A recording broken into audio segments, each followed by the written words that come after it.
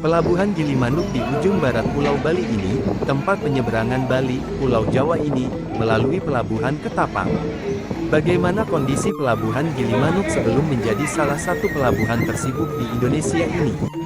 Merangkum laman resmi kantor unit penyelenggara pelabuhan kelas 2 Gilimanuk, sekitar Warsa 1920 pelabuhan Gilimanuk masih berupa hutan belantara yang dihuni berbagai jenis satwa, diantaranya burung jalak, perkutut dan lain-lain. Kala itu, orang Jawa yang berkunjung menyebut pelabuhan Gilimanuk dengan nama Tanjung Selat, sedangkan orang Bali menamainya Ujung. Karena masih hutan, tidak ada orang yang berkeinginan menetap di Gilimanuk, disebabkan kondisi wilayah atau tempatnya yang terpencil dan masih dihuni banyak satwa buas.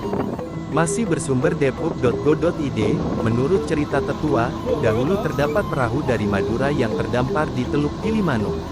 Awak kapal yang berhasil selamat mencoba beradaptasi dan bertahan hidup di Gilimanuk sambil menikmati keindahan alamnya. Ia menyaksikan berbagai jenis burung, dan kebetulan burung perkutut yang jadi kegemaran awak perahu tersebut.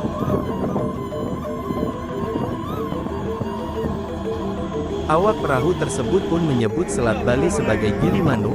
Ia menyebut Gili, sebab di tempat tersebut terdapat pulau-pulau kecil, sementara kata manuk diambil dari bahasa Madura yang artinya burung. Ia menamai tempat sesuai apa yang dilihatnya. Sepulangnya awak perahu tersebut ke Madura, mulai tersebarlah nama Gilimanuk ke masyarakat Jawa dan Madura. Memasuki tahun 1930-an kolonial Belanda memindahkan tahanan kelas berat dari Candi Kusuma ke Gilimanuk. Saat itu Raden Mas Jasiman bertugas mengawasi gerak-gerik para tahanan atas perintah pimpinan Belanda. Bersamaan dengan dibangunnya penjara, pegawai perusahaan Belanda bernama Tuan Kola dari Banyuwangi atas seizin petinggi mulai membuka hubungan dagang Jawa-Bali. Sejak itulah mulai dibangun permukiman di Gilimanuk. Orang-orang dari Jawa, Madura, Makassar, dan Bugis mulai berdatangan, meski hanya untuk berburu jenis burung. Setelah Jepang resmi menguasai Indonesia, mulailah pribumi dipekerjakan Rodi untuk membangun pos-pos pertahanan, galangan kapal, dan pemadatan jalan negara, Singaraja. Kerja Rodi di Gilimanuk usai setelah berhasil diusirnya Jepang dari tanah air. Kala itu perlawanan melawan Jepang di Gilimanuk dipimpin I Gusti Ngurah Rai. Memasuki 1948, pemerintah menugaskan I Nyoman Dugdug dari Denpasar sebagai pelaksana urusan pabean dan syah bandar di Gilimanuk. Pelabuhan dilengkapi, mulai dari jakung, perahu, dan kapal perpelit. Sementara mobil angkut kala itu masih 2 unit, milik perusahaan Sampurna dan Sapahira. Ketika terbentuk Republik Indonesia Serikat pada 1950, pelabuhan Gilimanuk dimasukkan ke wilayah Buleleng. Awal dari ramainya arus penyeberangan dan berkembang pesatnya pelabuhan.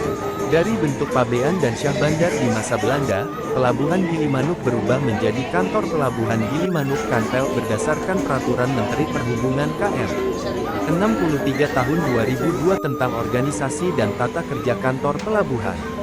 Pelabuhan Gilimanuk berubah kembali menjadi kantor unit penyelenggara pelabuhan UPP kelas 3 Gilimanuk, sesuai Peraturan Menteri Perhubungan KM 62 Tahun 2010 tentang Organisasi dan Tata Kerja Kantor Unit Penyelenggara Pelabuhan.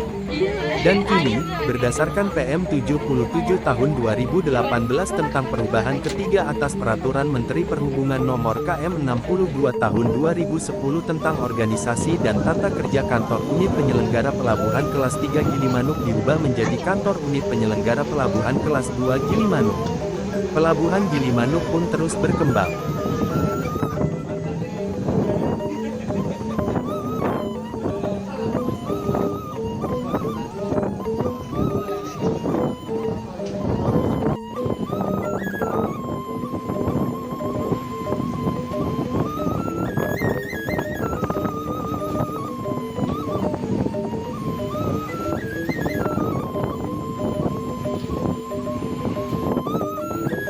Demikian liputan kami selama di Pulau Dewata Bali, semoga bermanfaat dan dapat menambah wawasan bagi kita semua.